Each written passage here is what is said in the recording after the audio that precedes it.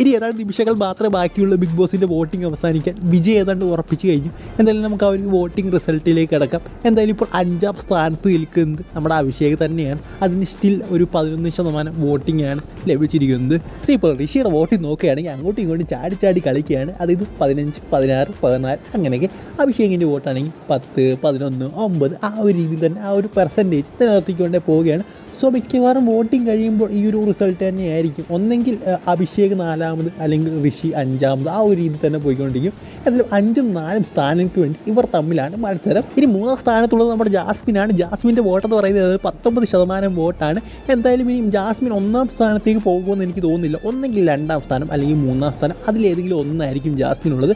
എന്തായാലും ഇപ്പോൾ 3ാം സ്ഥാനത്താണ് ജാസ്മിൻ നിൽക്കുന്നത്. 2ാം സ്ഥാനത്തുള്ള അർജുനാണ്. അർജുൻ ഏതാണ്ട് 21% വോട്ടുകളാണ് ലഭിച്ചിരിക്കുന്നത്. സോ ഇപ്പോൾ ഫൈറ്റ് നടക്കുന്നത് അർജുനും അതുപോലെ ജാസ്മിനും 2ാം സ്ഥാനത്തിന് വേണ്ടിയാണ്.